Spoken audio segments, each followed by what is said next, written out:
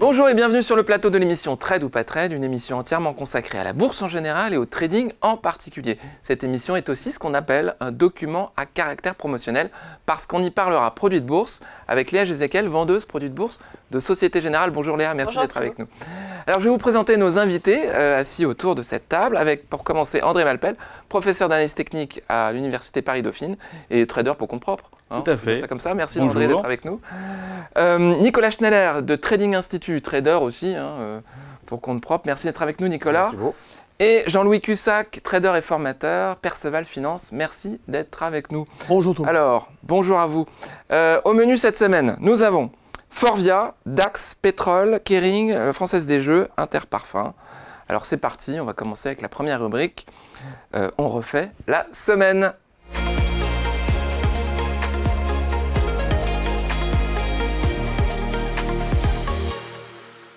On refait la semaine. Alors, pour commencer cette rubrique On refait la semaine, et à la demande d'un auditeur, ou d'un téléspectateur, ou d'un internaute, eh bien, nous allons évoquer l'action Forvia avec Jean-Louis Cussac. C'est à vous, Jean-Louis.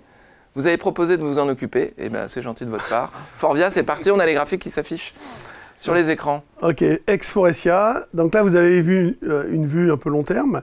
Et bon, bah, c'est pas très joli. Le cours de bourse descend par vague. Et on va zoomer sur la période récente. Sur 2023, depuis le dernier trimestre, c'est ça? La société, en fait, elle lutte contre les courants contraires, on va dire. C'est-à-dire que le secteur est compliqué, et donc les avis sur la valeur sont neutres. Sur le plan technique, la question de l'auditeur est a priori bienvenue, puisqu'on est exactement sur un niveau support, avec éventuellement un double appui, un rebond derrière qui pourrait apparaître, mais on se demande, si vous voulez, quel serait le catalyseur. C'est le problème. On ne voit pas à court terme de catalyseur. J'ai regardé un petit peu, il y a plutôt un consensus, ce que pensent les analystes qui sont spécialistes de la valeur. Globalement, c'est plutôt neutre, on va dire. Il y a beaucoup de problèmes à résoudre. Et surtout, je vous dis, quel pourrait être ce catalyseur? Et sur le plan technique, il y a deux niveaux à surveiller. Le premier, si vous voulez, c'est à court terme, c'est 18-18. C'est-à-dire qu'on ne peut pas... Vous voyez, c'est marqué 18-18. Bon, on va dire 18-20, c'est pas très important. Au-dessus duquel se déclencherait un signal d'impulsion. Mais bon, c'est pas très satisfaisant. Et le but du jeu, quand même, ça serait d'essayer d'approcher ce signal technique.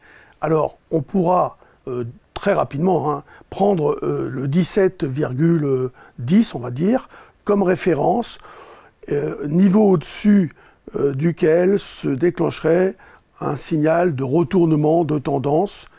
Alors, ce qu'il faudrait, c'est que ça n'aille pas beaucoup plus bas, que ça dérive un petit peu horizontalement, que ça prenne un peu de force, que le volume augmente avec une reprise du cours. Voilà. Autrement dit, à l'instant T, le double support n'est pas suffisant, autour de 15,57, c'est ça? Ce double support n'est pas suffisant, il faut que ça aille un peu plus haut pour déclencher un mouvement. C'est pas suffisant, parce que, et on le voit sur beaucoup de valeurs de la cote aujourd'hui et hier, mais toutes ces valeurs qui ont été délaissées, qui ont été un peu massacrées parfois, qui sont parfois, oui, sur des situations comme ça, de repères, ce sont des repères chartistes, donc le repère étant le double appui éventuel, ça ne tient pas. Souvent, ça ne tient pas. Quand les marchés vont bien, comme actuellement, elles résistent, et dès que les marchés se retournent, ou baissent un peu, ou corrigent, mais seulement de 3-4%, comme la fois dernière, elles cassent toutes les doubles appuis potentiels. Donc, à un moment donné, si vous voulez, même si vous avez une forte conviction, il vaut mieux être prudent, attendre un signal sur ce genre de situation technique. Quand l'indice va plutôt bien, les opérateurs privilégient des dossiers plus sains, on va dire, ou plus clairs avec eux. Aujourd'hui, il y a une hyper-sélectivité. C'est sûr que acheter sur des niveaux de prix de 7007, ça veut dire déjà penser qu'on peut aller à 8000. Donc il faut être quand même assez optimiste. Quel serait le prochain catalyseur? Évidemment, maintenant, on a on a des opérateurs qui se sont raccrochés à quoi? Au départ, c'était les taux souverains. Puis là, c'est les résultats des sociétés. Alors en Europe, on a eu ASML, ça a explosé à la hausse.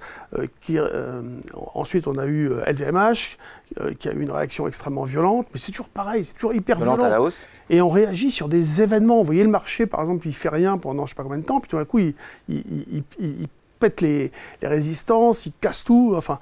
Et en fait, cette violence, elle est due justement à des événements bien précis, de valeurs, évidemment, qui pèsent très lourd sur les indices. ASML, je crois que c'est aujourd'hui 9% pratiquement de l'Eurostock 50. Vous voyez, LVMH doit être 5%, mais LVMH sur le CAC 40, c'est 11%. Et si on dézoome sur ce dossier pour finir, on se retrouve avec des indices au plus haut et puis une valeur au plus bas, donc c'est pas forcément bon. Voilà, c'est pour ça que on a une convergence entre la neutralité des analyses qui se dit il y a du potentiel, c'est sûr, il y a du potentiel, il y a un rendement de 4 on attend le catalyseur. Mais le catalyseur, il n'y en a pas à court terme et les marges sont un peu tendues. Tout ça. Voilà, c'est un dossier intéressant, qui a du potentiel, qui a de la volatilité aussi, attention. Mais trop tôt. On parlait des indices, Jean-Louis. André, vous êtes intéressé au DAX. Il y a des indices au plus haut, effectivement. Le DAX en fait partie. On a cassé une résistance, on est au-dessus, on va retourner en dessous. Qu'est-ce que vous en pensez? Oui, tous les marchés sont dans les plus hauts historiques. Comment s'appelle, le DAX également. On est venu taper plusieurs fois la résistance des 16 290. Depuis longtemps, c'est ça, depuis 2018. Oui. Alors ça, c'est depuis... non, on le tape, le 16 290, en 2022. Début 2022. Ensuite, on revient un petit peu. Donc, ne jamais se positionner à l'achat sur une résistance. Il vaut mieux plutôt attendre un retour. Et ensuite, il y a eu un autre test qui a été essayé de faire, de prendre position. Donc, les grosses mains ont payé pour tenter le grand public et qui s'est mis à acheter. Et hop, c'est revenu. Et donc, moi, c'est souvent une de mes méthodes. On attend 3 fois. Un premier test de la résistance, on n'achète surtout pas. Un deuxième test qui est un piège, là le bull trap et un retour. Et le troisième qui est là favorable, parce qu'il y a une sorte de double pression. Tous les vendeurs qui ont vendu se mettent à se racheter. Parce qu'ils sont collés. Méfiance, ils sont collés, évidemment, et donc ils repositionnent. Donc là, on a plutôt un mouvement qui repositionne à la hausse. Donc on peut essayer de se trouver une voie pour acheter, pour se positionner. Alors, si on regarde, ça c'était le graphique moyen terme, c'est un graphique mensuel, c'est le graphique de gauche. Et sur le graphique de droite, on voit qu'on a un peu le même mouvement, une sorte de petit rectangle qui est en train de se former. Et alors, personnellement, je pense qu'on va essayer de taper, là aussi, de faire un petit piège haussier sur le très court terme, donc payer un petit peu jusqu'à 17 000, on pourrait faire 17 200, on n'est pas loin, on n'est pas loin. Là, et faire un petit retour vers les 16 000, et là, à nouveau, repartir. Donc l'objectif, c'est d'abord, dans un premier temps, ça serait 18 300, mais on voit que le mouvement continue à payer, mais il faiblit dans le mouvement. C'est-à-dire qu'on est le momentum est moins puissant à la hausse, il tendance à légèrement baisser. Donc ce petit mouvement, retour à 16 000, donc là, tout de suite, dans les prochains jours, il est presque certain que ça paye un peu plus, que ça aille à 17 200, etc. Donc il y a peut-être du grand public qui va acheter, qui va se positionner, qui va payer un petit peu. Là, pam, ça va redescendre un peu, et dans le troisième coup, vous voyez, il y a déjà 2 fois, on a testé les 16 900 et quelques, les 17 000, on teste 2 fois. La troisième fois, là, ça sera le bon moment pour essayer de se positionner à la hausse et jouer d'abord 18 300, petite pause à nouveau, et ensuite 19 000. 19 000, je l'anticipe, fin 2024. Alors c'est loin, c'est un peu Madame Irma de la boule de cristal. Non, c'est des probabilités. On essaie de voir comment le graphique évolue et au fur et à mesure, on va se positionner. C'est votre lecture du graphique et merci beaucoup de la partager avec nous. Sur le pétrole, Nicolas, est-ce qu'on a le même genre de configuration? Est-ce qu'on est aussi sur des mouvements qui pourraient être amenés à pousser un peu à la hausse? Alors c'est beaucoup plus compliqué le pétrole, hein. On ne va pas se fonder uniquement sur l'analyse technique évidemment, mais vous allez nous en parler. Effectivement, alors le pétrole, ça fait une bonne année qu'il va osciller entre 72 et 87. Parce qu'il y a des événements macroéconomiques qui vont arriver, qu'on connaît tous, que ce soit les résultats de la guerre, la baisse de la consommation en Chine ou des choses comme ça. Après ça, on a eu ce qui s'est passé au Yémen sur le canal. Mais on s'aperçoit que quasi systématiquement, quand le pétrole arrive dans les 72-74, on a souvent un rebond qui va emmener vers l'objectif de l'OPEP, puisque on était confortablement installé dans les 60 $ le baril avant la guerre Ukraine et Russie. Depuis, c'est rentré dans les mœurs, que ce soit pour nous à la pompe à essence de payer assez cher ou pour les marchés financiers, que d'avoir un pétrole qui ait changé en fait pour moi de niveau et qui soit plus une oscillation entre 50-70 ou 40-60, sachant qu'en dessous des 40 c'était quand même compliqué, mais un 50-70 et là on est passé sur du 70-80. Donc ça fait un peu plus d'1 an que c'est comme ça. Et donc on trouve nous des opportunités assez régulières. Quand le pétrole arrive dans les 70-72, est-ce que c'est un fait de l'histoire ou pas, mais on a régulièrement un élément macroéconomique ou des statistiques qui vont nous permettre d'avoir un retour et un rebond de ce niveau-là. Ça dure depuis combien de temps, ça? Ça fait plus d'1 an que c'est comme ça. Et j'ai marqué sur le graphique objectif de l'OPEP, puisque l'OPEP avait très clairement expliqué que pour eux, l'objectif du pétrole, c'était entre 85 et 90. Pour eux, c'est quelque chose, c'est le prix que devrait coûter le pétrole. On a l'impression que l'OPEP a multiplié les déclarations, justement, quand on était aux alentours des 70. Et que là, les cartes, ils n'ont plus beaucoup de cartes en main quand même pour diffuser de l'information, puisque les membres de l'OPEP, il y en a certains qui s'en vont, etc. C'est pas la grande union pour servir leurs intérêts, on va dire. C'est sûr, après l'OPEP, il y a un pays qui surdomine, qui est l'Arabie Saoudite. L'Arabie Saoudite s'est entendue avec les Chinois l'année dernière pour acheter du pétrole en dehors du dollar, donc dans une monnaie différente. Donc on arrive à avoir effectivement des membres qui vont un petit peu entre guillemets, se disloquer. Il y a eu aussi un événement important sur le marché du pétrole, c'est que la Russie a eu des restrictions, donc elle a des restrictions sur les prix, mais elle a décidé de ne pas obéir entre guillemets à ces restrictions et de vendre son pétrole directement à la Chine. Elle n'a jamais vendu autant de pétrole à la Chine qu'aujourd'hui. Donc elle n'a jamais vendu autant de pétrole de sa vie et n'a jamais vendu autant qu'à la Chine. Voilà. À l'Inde aussi également, puisque l'Inde est un pays un peu neutre, elle vient un peu chez nous, elle va un peu chez eux, etc.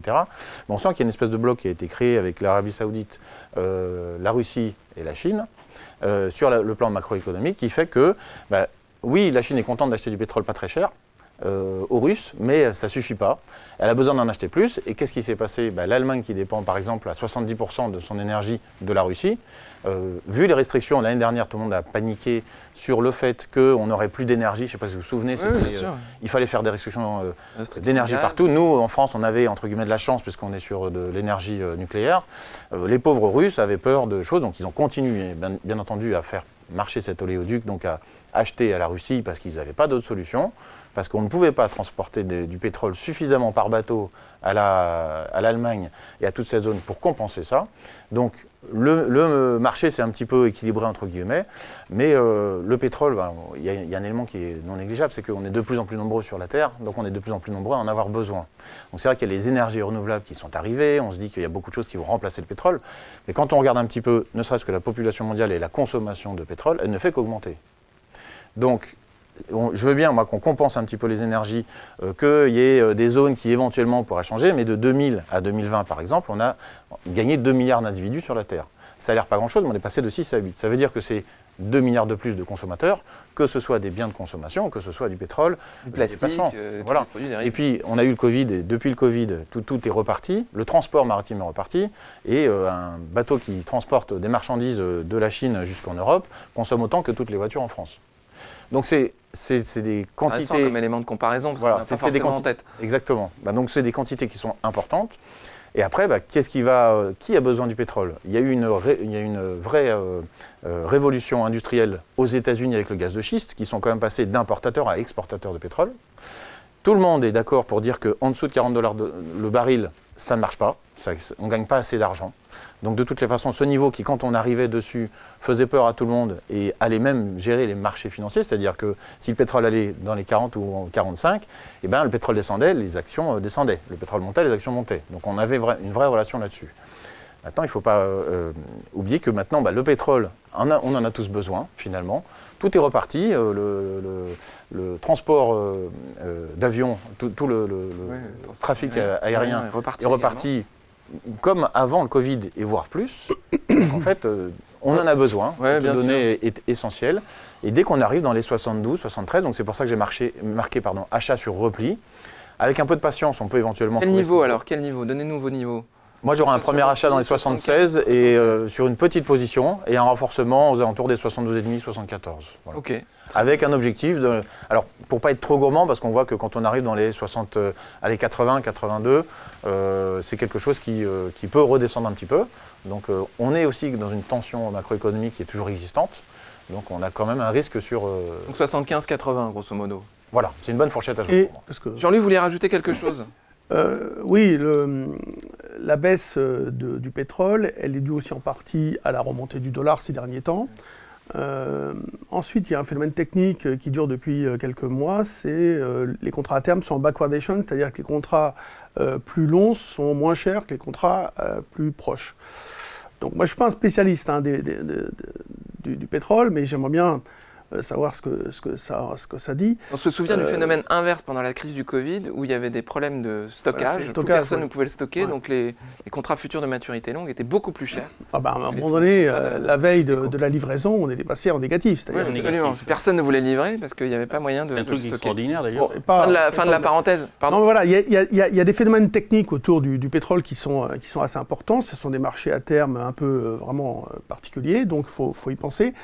Après, c'est vrai que l'idée d'acheter des replis, moi, me semble intéressante. C'est d'ailleurs ce qu'on avait dit il y a quelque temps sur ce plateau, où il y avait un consensus, justement, sur une proposition sur le pétrole qui disait, oui, l'idée, ce serait d'acheter les replis et de travailler cette zone éventuellement entre 74 et 85, par exemple. Merci beaucoup, Jean-Louis. Merci, Nicolas. On va passer maintenant à la rubrique « Le Zoom sur ».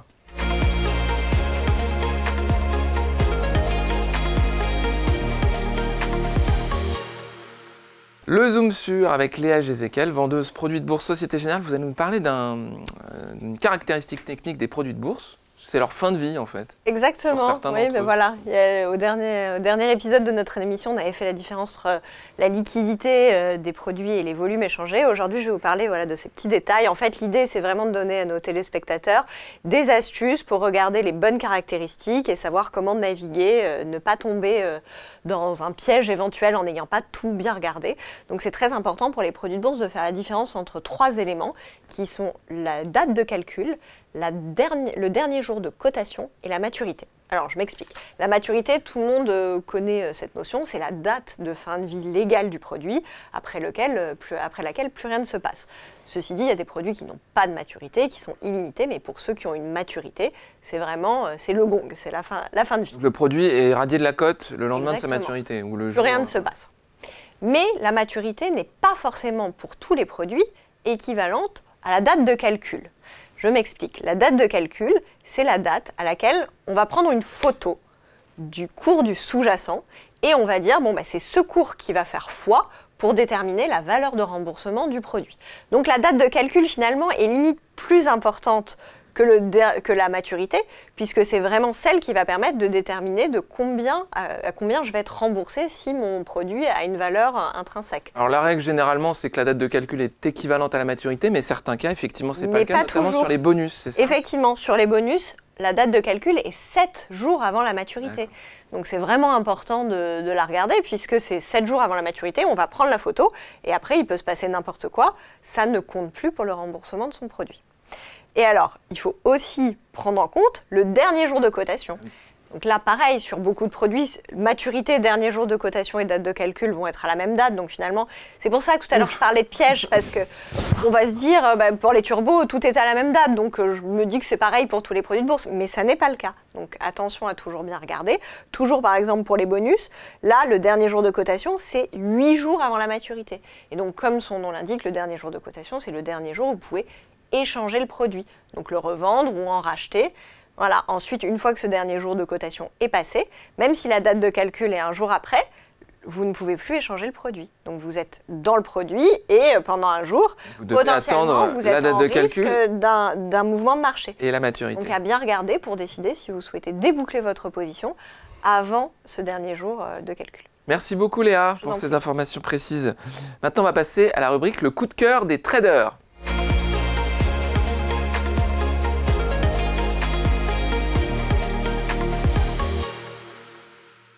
Le coup de cœur des traders, vous connaissez le principe de cette rubrique dans l'émission Trade ou pas Trade. Chacun de nos invités autour de la table, les traders là à ma droite et à ma gauche, auront 60 secondes pour convaincre les deux autres pour déterminer s'il y a trade ou pas trade. 60 secondes pour convaincre d'un scénario d'investissement. Alors on va commencer avec Jean-Louis Cussac qui va nous parler de Kering, vos dossiers Kering. Alors on va mettre le petit chronomètre derrière moi, ça y est, il y est. 3, 2, 1, c'est parti Jean-Louis. Alors, tout est dans le graphique. En fait, vous avez une configuration très intéressante sur le plan technique avec une ligne très claire autour de 390 qu'il faudrait franchir pour déclencher le signal d'une impulsion haussière. La valeur a beaucoup baissé. Le but, évidemment, c'est de relancer les marques comme Gucci. Alors on en pense du bien ou du moins bien, enfin sur l'idée que ça va se faire ou pas se faire. Les analystes se posent beaucoup de questions. Les avis sont plutôt neutres. Moi je l'avais à une époque vendue face à LVMH. Aujourd'hui, je pense qu'elle montre une certaine résilience. Et là, sur le plan technique, c'est une photo vraiment parfaite d'un signal potentiel qui peut nous ramener au moins vers 430. Merci beaucoup Jean-Louis. Alors, André, Nicolas, qu'est-ce que vous en pensez? Vos petites raquettes de ping-pong rouge ou verte? André, votre raquette, s'il vous plaît. Dites-nous ce que vous... Plutôt go. Go. Et là, nous avons plutôt stop. Très bien. On va commencer par Nicolas, qui est le contradicteur de Jean-Louis. Allez-y. Alors, c'est un léger stop, c'est-à-dire que moi, je laisserai quand même passer la zone des 380 parce que ça fait longtemps qu'elle descend. Que c'est une société qui, effectivement, sur le plan fondamental, dépend énormément de Gucci. Où ils ont eu beaucoup de soucis. Ils ont remplacé le directeur il n'y a pas très longtemps. Donc, elle a du mal à se sortir de ça. Et j'attendrai quand même un vrai signal. J'ai l'impression qu'elle descend depuis longtemps et qu'elle n'est peut-être pas à son plus bas. Merci. On arrive sur une grosse résistance. Merci Nicolas. Il est où le vrai signal? Attendez. Il sera une fois qu'on aura passé les 400 pour moi. Vous aurez le temps de répondre Jean-Louis. André, vous êtes favorable à ce scénario? Dites-nous pourquoi. Oui, alors... Globalement, effectivement, la valeur a beaucoup baissé.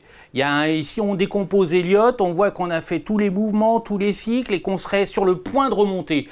Juste le problème, c'est est-ce que c'est vraiment maintenant ou est-ce que c'est un peu plus bas que ça peut remonter? C'est juste ça le problème. Donc, Nicolas, je suis assez d'accord avec Nicolas. J'attendrai un petit peu que ça dépasse pour voir le mouvement. Là, on est un peu litigieux. Personnellement, j'avais un peu plus bas que les 340, attendre un repli encore un peu plus bas. Mais globalement, c'est une vague de retracement.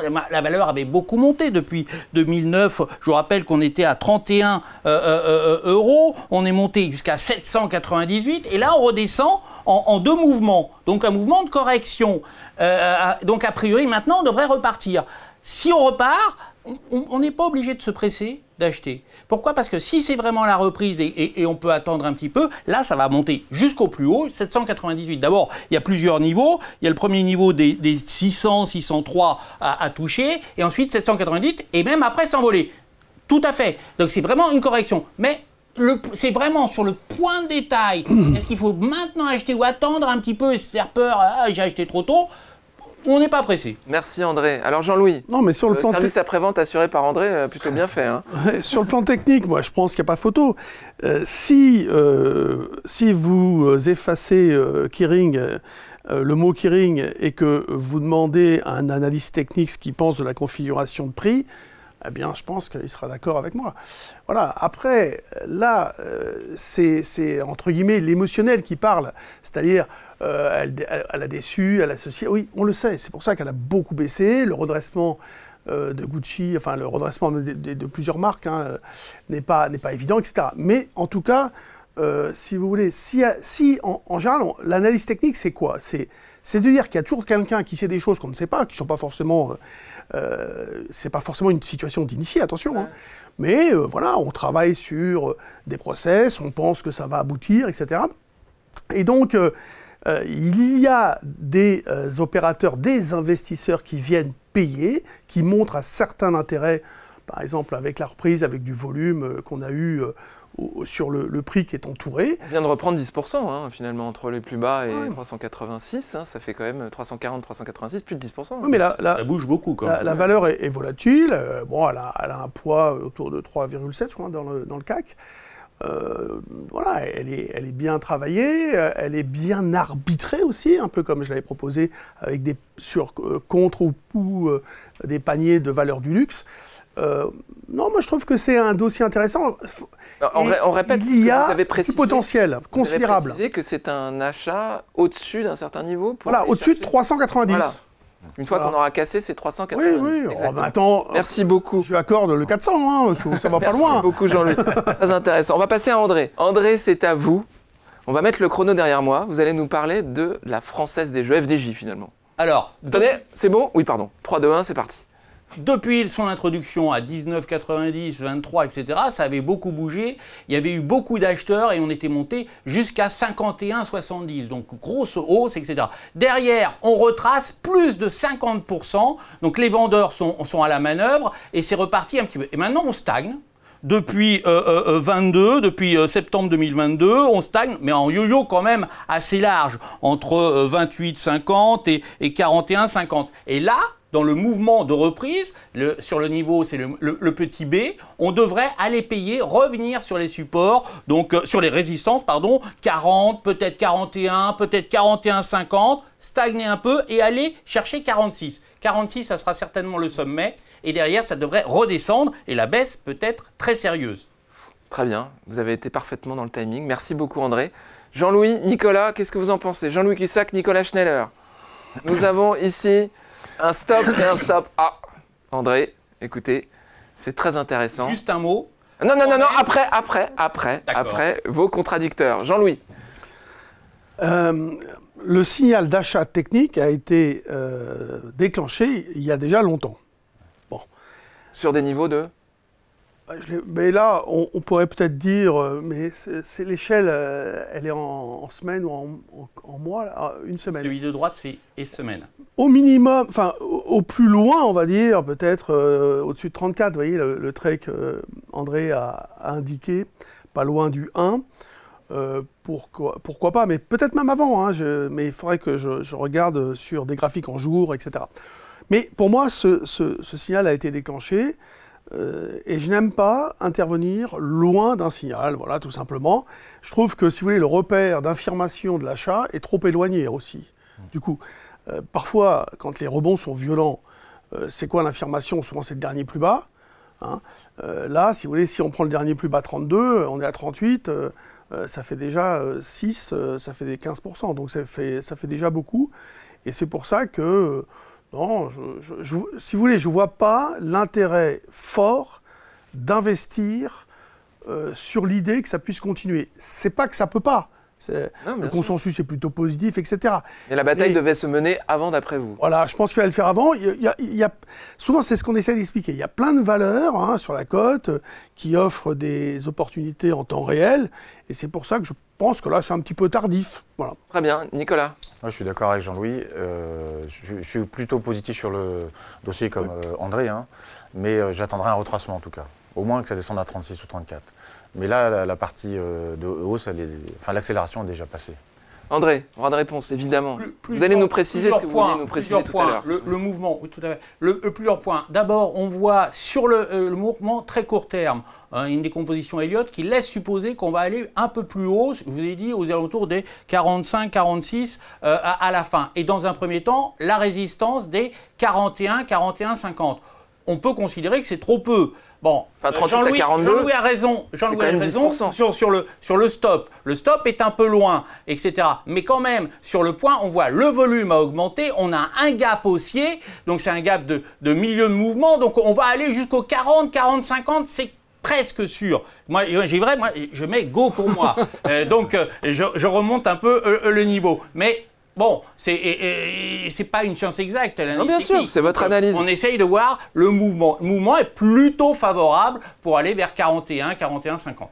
Vous êtes, comment on appelle les partisans des vagues d'Elliott? Parce que vous êtes un Elliottiste. Oui, vous en faites référence souvent. Peut-être même un des meilleurs. En toute modestie. Vous êtes Elliottiste, messieurs? Non. Non, du tout. pas du tout. Ah bah voilà, nous n'avons Bon, pas les ça, mêmes c'est interprétations. Voilà. Merci beaucoup André, c'était très intéressant André Malpel. Merci infiniment. On va passer à Nicolas Schneller. Nicolas, vous vous êtes intéressé à Interparfums. Alors, vos deux autres camarades sont attentifs à vos mots. On va mettre le chronomètre derrière moi. Et c'est parti. 3, 2, 1. Allez-y Nicolas. Alors sur Interparfums, sur la partie fondamentale, c'est une société qui depuis 10 ans fait 10% d'augmentation de chiffre d'affaires par an, qui s'occupait il y a très longtemps des parfums dans les grandes surfaces, et qui a récupéré des marques importantes comme Jimmy Choo, qui est une grosse partie de son chiffre d'affaires. Aujourd'hui, elle a récupéré aussi les parfums de Lacoste, qu'elle va aussi développer, donc elle s'intéresse à deux niveaux, on reste dans du luxe. C'est une société qui va augmenter ses marges également, donc sur la partie fondamentale, pour moi, elle est plutôt favorable.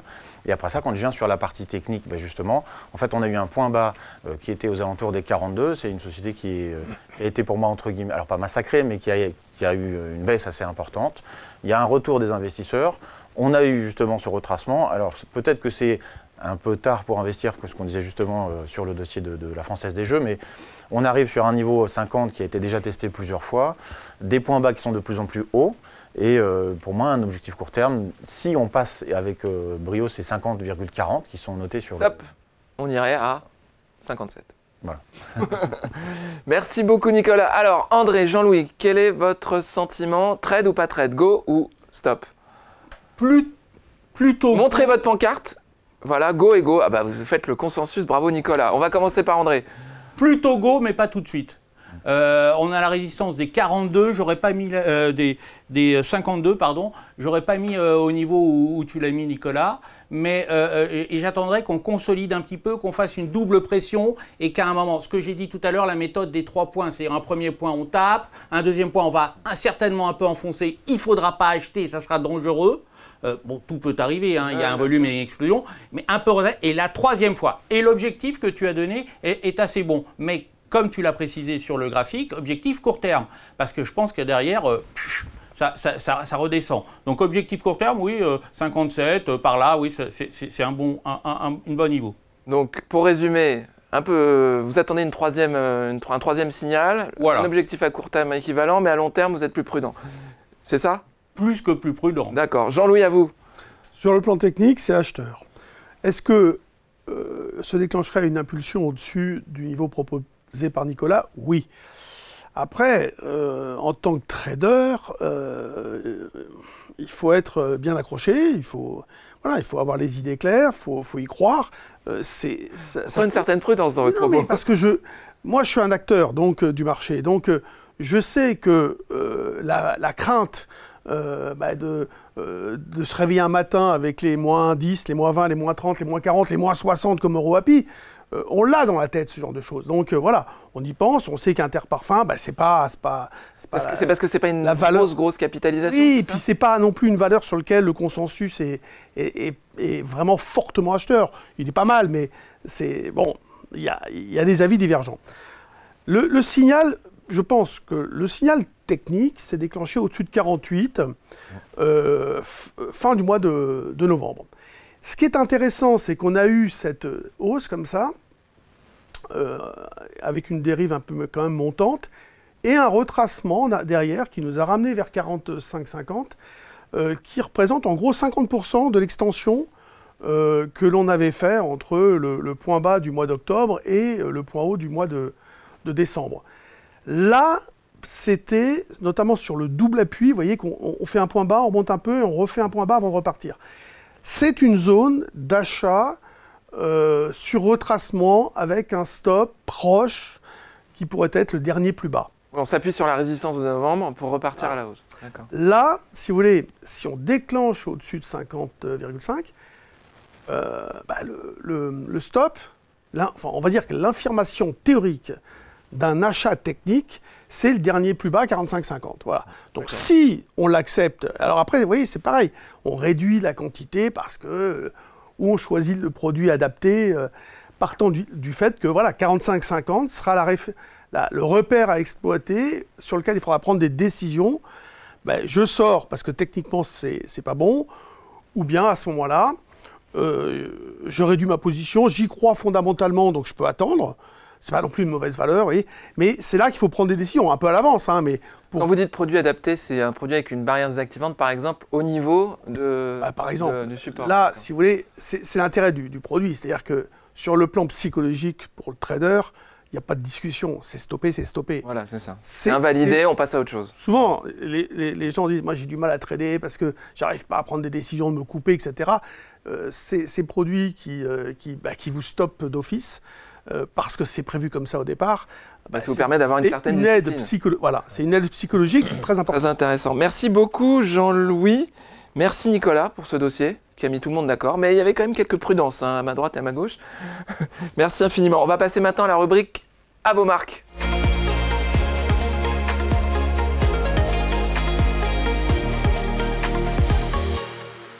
Rubrique « À vos marques ». Pardon. Nicolas, vous commencez déjà à être indiscipliné. Rubrique à vos marques, vous savez, c'est le quiz. Léa Gézéquel, vendeuse produit de Bourse Société Générale, va nous faire un questionnaire sur... Attention, alors j'aimerais juste dire en préambule, pour les téléspectateurs qui nous regardent, que cette partie de l'émission fait l'objet de nombreuses doléances, plaintes de la part de nos participants.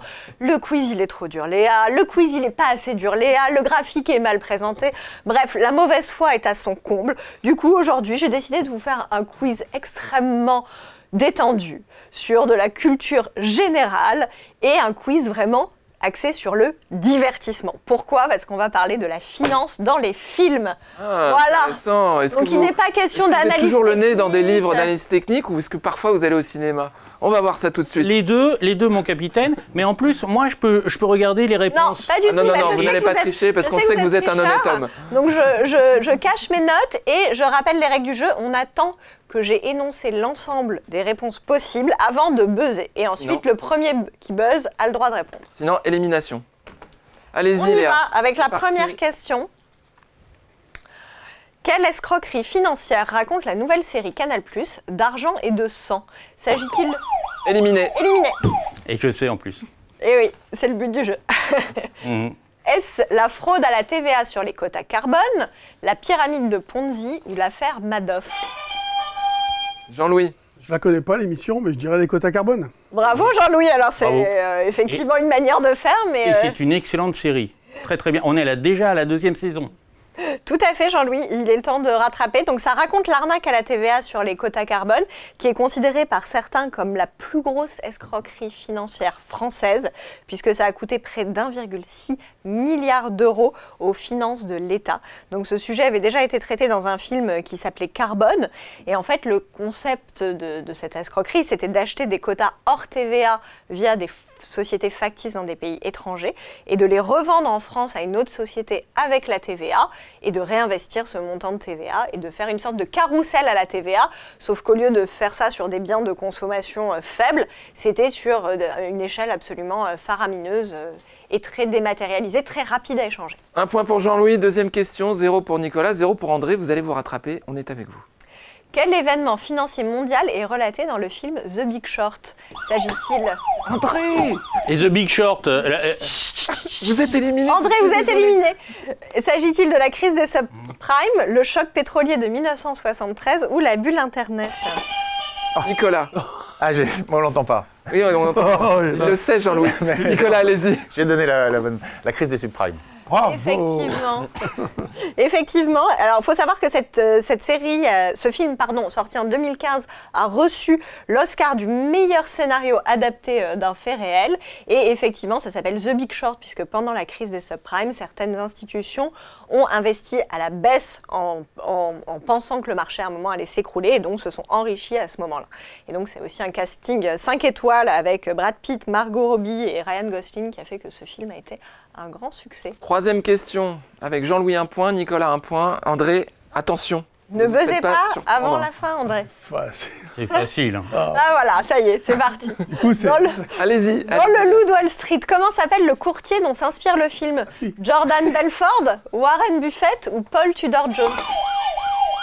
C'est pas Jean-Louis parce qu'il a buzzé avant la fin. André. Jordan Belfort.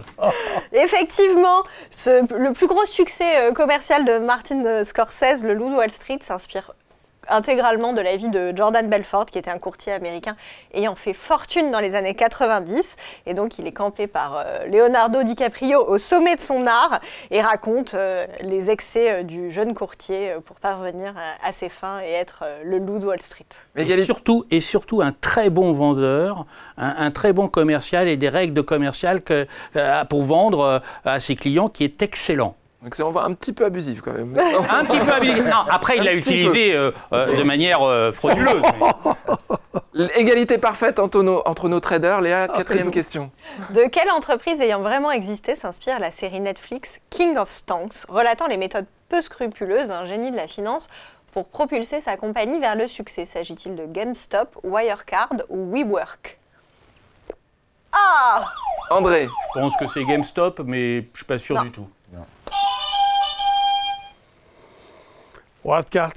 Allez, c'est bien Jean-Louis. Vous avez pris le risque de buzzer en second et c'est payant. J'ai hésité entre GameStop procédant et par élimination. Non, effectivement, c'est le scandale Wirecard qui a secoué l'Allemagne tout entière. Ah oui, ça a été terrible. En 2020, avec une fraude massive de 1,9 milliard d'euros dans les comptes internes de la société, ce qui a aussi mis en grande difficulté le cabinet d'audit qui était Ernst & Young, qui avait validé les comptes de la société. Et donc, la société perd 98% de sa valeur en bourse avant de se déclarer en faillite et de déposer le bilan. 2 points pour Jean-Louis, 1 point pour Nicolas, 1 point pour André. Question décisive pour savoir si vous allez être le seul gagnant ou si vous allez être 2 à vous partager ce trophée. Fantastique. Dernière question. Comment s'appelle le premier film culte portant sur la finance, sorti en 1987, incluant notamment Michael Douglas, qui joue un investisseur américain reconnu? S'agit-il de Wall Street, Margin Call ou Tuer n'est pas joué? Nicolas. Ah, il a fait avant. Nicolas. Effectivement, très Il a fait bien. un peu avant. Non, ça c'est les mauvais joueurs ça. Oh, mais Film réalisé par Oliver Stone, qui fait très forte impression à ses débuts. C'est vraiment le premier film qui démocratise un peu, qui fait parler de la finance et qui la rend aussi un petit peu glamour via ses personnages et qui remporte le Golden Globe et l'Oscar du meilleur acteur pour Michael Douglas en 1998. Voilà. Qui a fait rêver beaucoup d'étudiants en finance. Jean-Louis 2 points, Nicolas 2 points, André 1 point, mais vous avez mis un petit peu de retard à l'allumage. Petite maladresse. sur Wall Street, je voulais ajouter que c'est pas le film qui fait rêver, c'est le méchant dans le film. Gordon Gekko, qui est joué par Bon, les Michael méthodes Douglas. sont pas net. Ils sont pas net, mais qui a fait rêver beaucoup de traders en disant « je voudrais ressembler à Gordon Gekko ». Peut-être certains. Attention à la À cette projection, époque-là. ceci dit, on rappelle... Le voilà. retard à C'est l'allumage. un autre temps, hein. C'est Comme un sur temps, la Jean-Louis. FDJ. Jean-Louis, oui, pardon. Je disais retard à l'allumage, vous avez dit. Non, Oui, absolument. Comme sur FDJ. Oui, absolument. C'est déjà parti. Ah là là. non, trop C'est tôt. parti les pics là entre les traders. Trop tôt. Merci messieurs. Je rappelle nos téléspectateurs ou nos internautes, enfin ceux qui regardent cette émission sur Internet, que vous pouvez faire des propositions de sous-jacents, propositions d'action où l'un de nos traders assis autour de la table pourra donner son avis. Merci infiniment de votre attention. Si vous aimez cette émission, partagez-la et je vous souhaite une bonne journée. À bientôt.